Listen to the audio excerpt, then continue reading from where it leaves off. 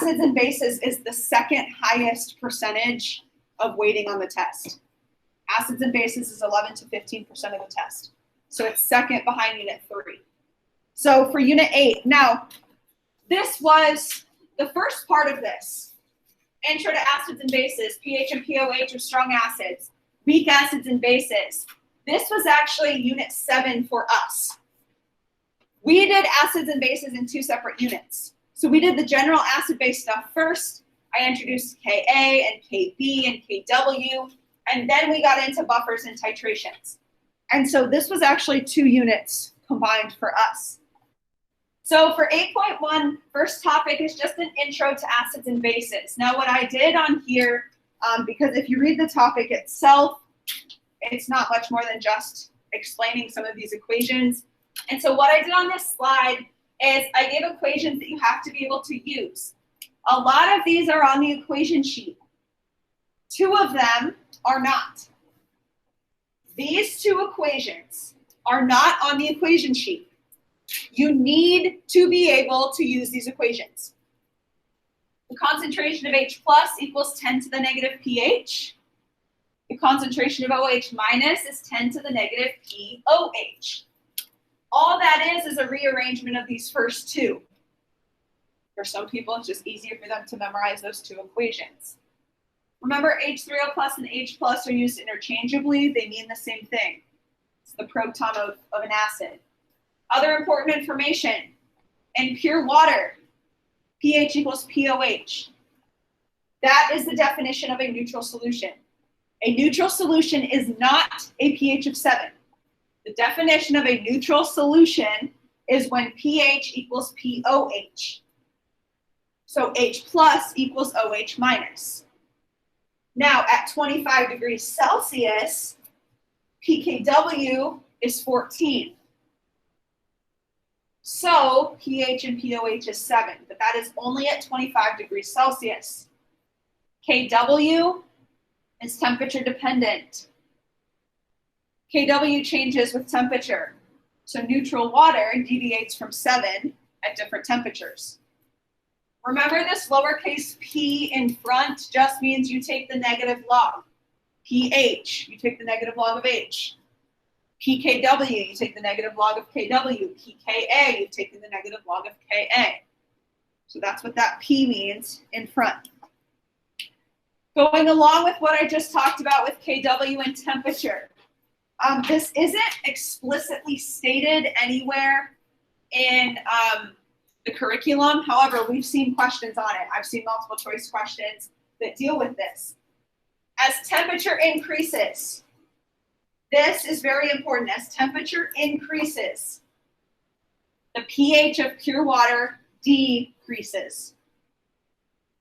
Now, the water is not becoming more acidic. It's not that as temperature goes up, water must be becoming an acid. No, that's not the case. The reason that the pH of pure water decreases is because the value of Kw gets larger. And so at 50 degrees Celsius, for example, the pH of pure water is 6.63. That is neutral at 50 degrees Celsius because water is the definition of a neutral substance. H plus equals OH minus. So as temperature changes, a neutral substance changes, which means pH plus pOH equals 14 is only true at 25 degrees Celsius. So that's looking at Kw and temperature. Topic 2, pH and pOH of strong acids and bases. Again, once again, your strong acids, you need to know those. HCl, HBr, HI, HClO3, HClO4, H2SO4, and HNO3. Strong acids completely ionize to produce H plus in solution. So this shows an example of a strong acid. All we see are the ions. Strong acids ionize 100%. And so what that means, if we just see a strong acid calculation, here's HCl, what's the pH and pOH? Well, a strong acid breaks apart completely. So however much acid you have is how much H plus and Cl minus you have. Strong acid, strong base calculations are nothing more than stoichiometry. A strong base, so group 1 and 2 hydroxides, NaOH, LiOH, CaOH2. Strong bases completely dissociate as well. So again, when you have a strong base, notice the single arrow. Single arrow means it ionizes 100%. It does not exist at equilibrium. So that means however much NaOH we have is how much Na plus and OH minus we have. From there, we know OH minus. Take the negative log, there's POH. Remember, H plus and OH minus are related through Kw. H plus times OH minus equals 1 times 10 to the negative 14. That is on your equation sheet. pH plus POH equals 14. We assume we're at 25 degrees Celsius unless they state otherwise. And so here was an example that College Board had put on one of the reviews where it says a student prepares 3 solutions. All of them are 25 degrees Celsius. Rank them in order of pH. Now, you could do calculations if you wanted, but just think about it. An acid, where does an acid's pH tend to fall? Less than 7. All right, if you want to figure it out, just take the negative log of 0.1. But we know acids are less than 7. Where are bases? Greater than 7. And then if we're at 25 degrees Celsius, what is distilled water going to be? 7. So you can use the idea that acids should be less, bases should be more. Distilled water is exactly in the middle. So we don't even actually need to do the calculation. Now we could. All right, we could do the calculation because they're strong. But we also could just look at it. You have to be able to identify something as an acid or a base. We want to look at particle diagrams. So again, this is just reiterating the fact that strong acids break apart completely. Weak acids do not. Only about 5% of weak acids ionize. So what that means is if we had 100 molecules of HA, 95 of them stay together as HA, only 5 of them break apart.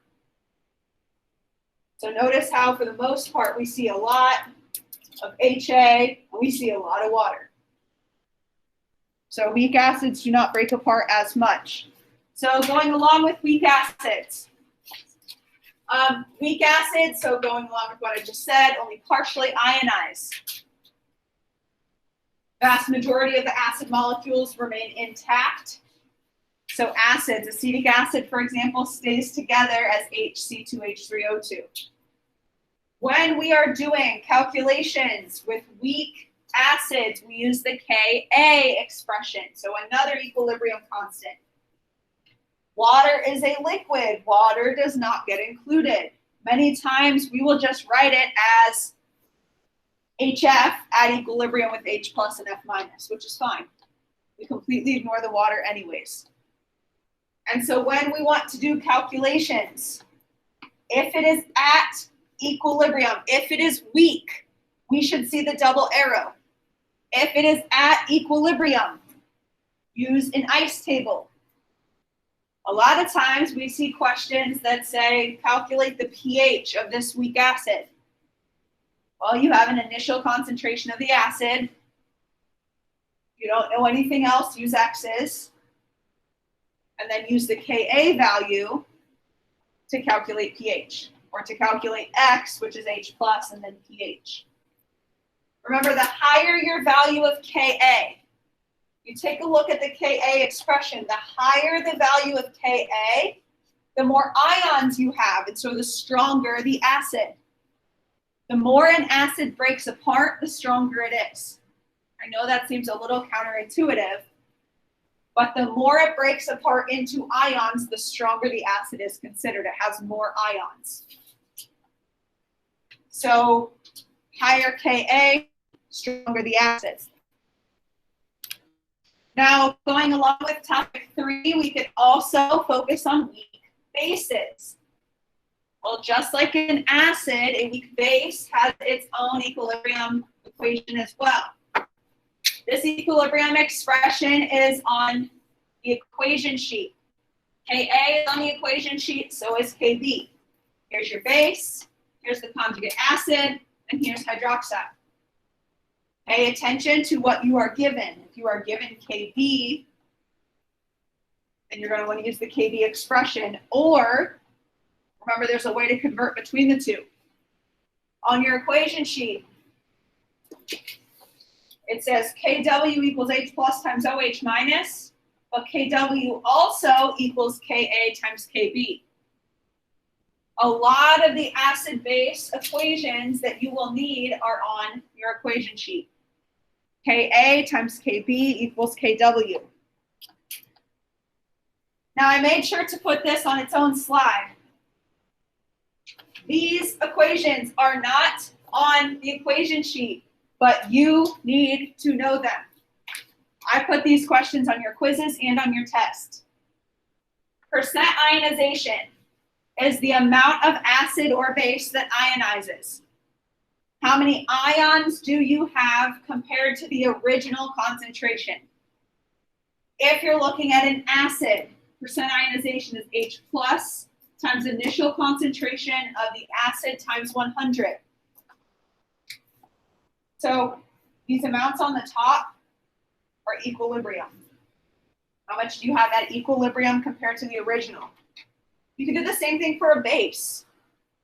So if instead of an acid, you want to look at a base, it's OH minus at equilibrium over the base times 100. So again, the larger the Ka, the stronger the acid, which means the stronger, the higher the percent ionization. Or if we look at it in terms of pKa, pKa just means you've taken the negative log. The smaller the pKa, the stronger the acid. The stronger the acid, the more it ionizes. So the higher the percent ionization will be, because strong acids have 100% ionization. So this is actually looking at a particle diagram type question. This goes along with percent ionization, but I just wanted to show this. So if you had a question like this and it says, what's the percent ionization of the acid? Count. How many broke up versus how many are still together? Well, here I noticed that one acid broke apart. So at equilibrium, I have one H3O plus. It's divided by your initial number of acid molecules. 1, 2, 3, 4, 5, 6, 7, but this initially was acid. So I had 8 acid molecules initially. I only have one H plus at equilibrium. 1 divided by 8 times 100. So you can look at it as a particle diagram as well. Topic 4 talks about acid-base reactions and buffers. Now, topic 4, I believe this is the one that has lots of, Topic 4 actually has lots and lots of information written in the unit guide.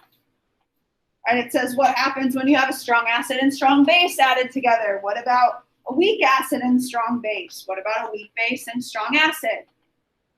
Right, and so it shows you all of the different types of equations, but I want to talk a little more about buffers. So remember, a buffer is a solution that resists changes in pH when a small amount of strong acid or strong base is added.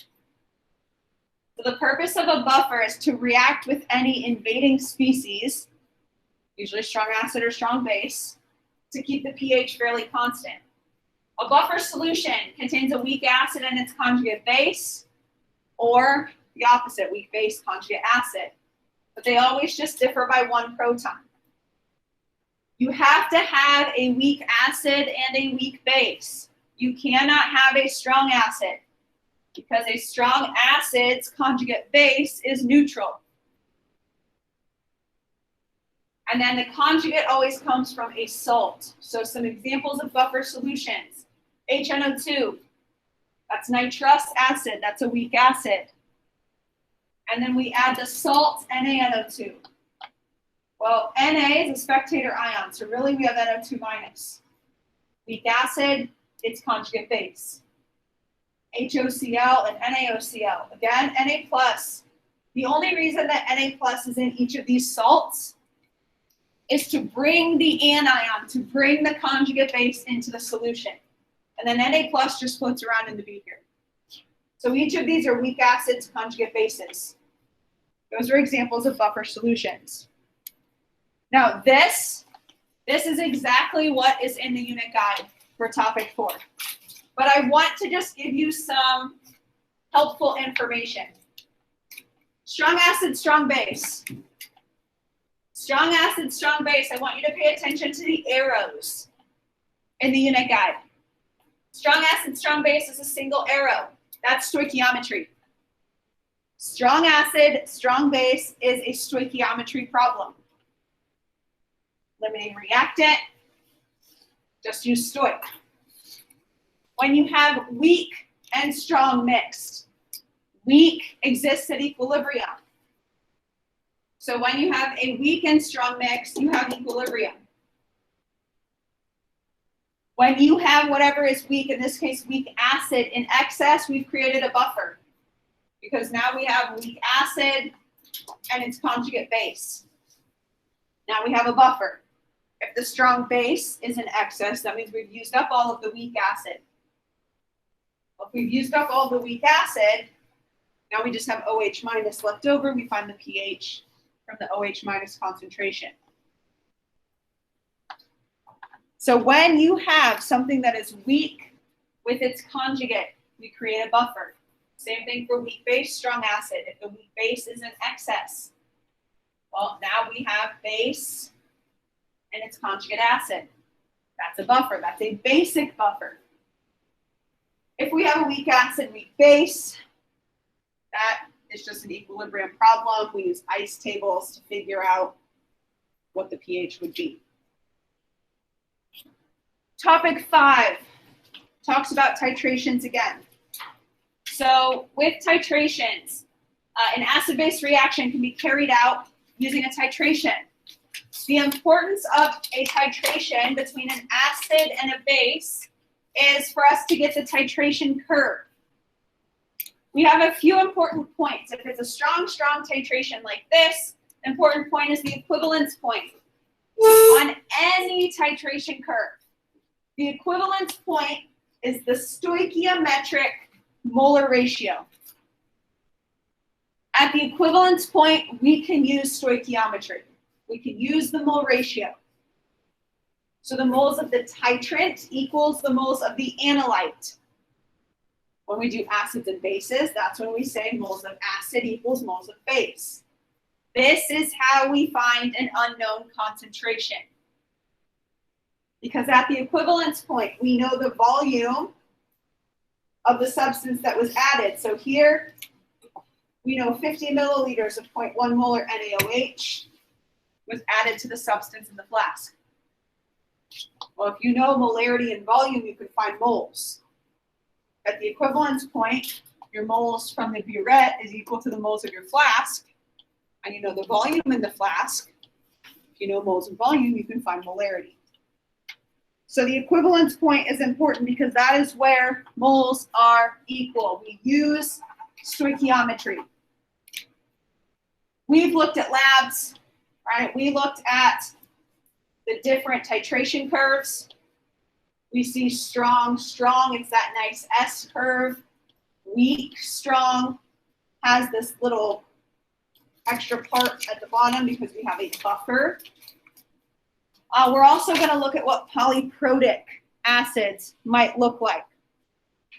And so going along with topic 5 of titrations, I want to talk about the 2 most important points on a titration curve. Point T we just talked about, right? Point T, I'm referring to this graph. We just talked about the equivalence point. Stoichiometric molar ratio is reached. However, for a weak, strong titration, we have another important point that is the halfway or the half equivalence point. Notice how in this case, point R, it is half of the volume. The equivalence point was at 50. At 25, That is the half equivalence point or the halfway point. The importance of this point. That is when the pH equals the pKa of the weak acid. So the pH here, right, just about 8, that is the pKa of the weak acid. And so if it wants us to find Ka, once we know pKa, we can go backwards. Because Ka would be 10 to the negative pKa, just like H plus is 10 to the negative POH. If we have a polyprotic acid, poly means many, protic means protons. Polyprotic would be H2SO4, H3PO4. What we actually see is what looks like multiple titration curves put together. So we can actually use this to figure out how many protons an acid had.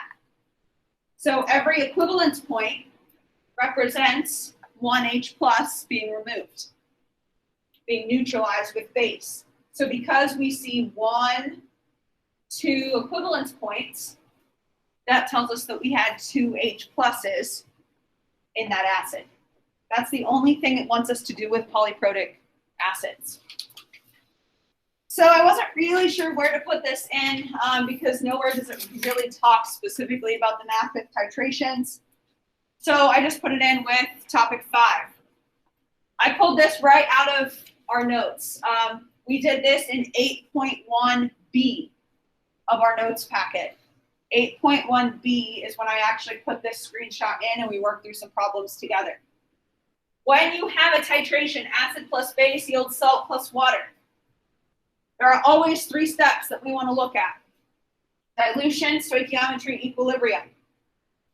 So first and foremost, write an equation. Then we think about what we have in the container. If we have to do any kind of calculations, the first thing, did we add volume to volume?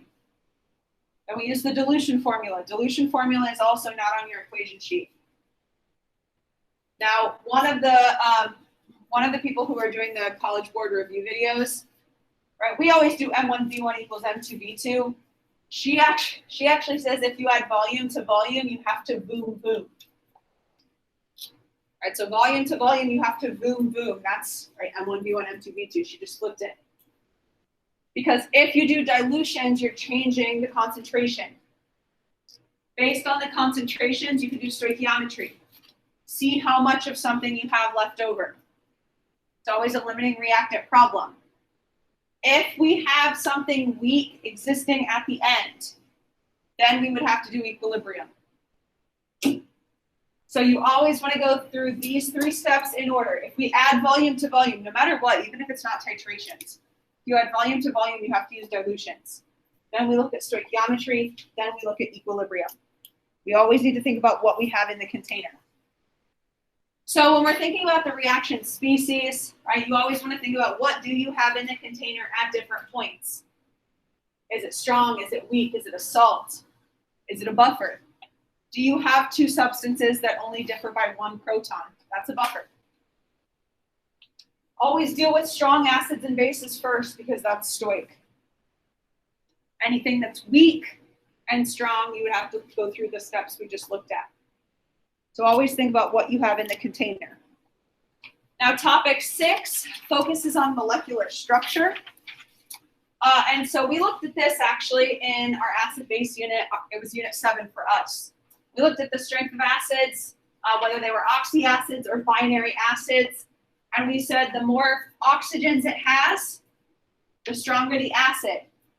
Remember, the easier it is to remove that H plus, the stronger the acid.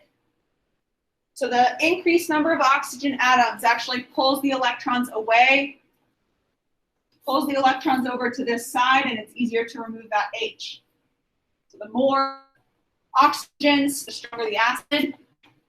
And then as we look at binary acids, the farther away, right, the larger the distance between the ions, the easier it is to remove that H. So the greater the size of the negative ion, the weaker its attraction, and so the stronger the acid. I know it kind of is counterintuitive again. The easier it is to remove the H, the stronger the acid is. So topic 7, really just focuses on pH and pKa. This is the most important thing. We can compare pH to pKa to figure out what we have more of in a container. We can compare pH to pKa.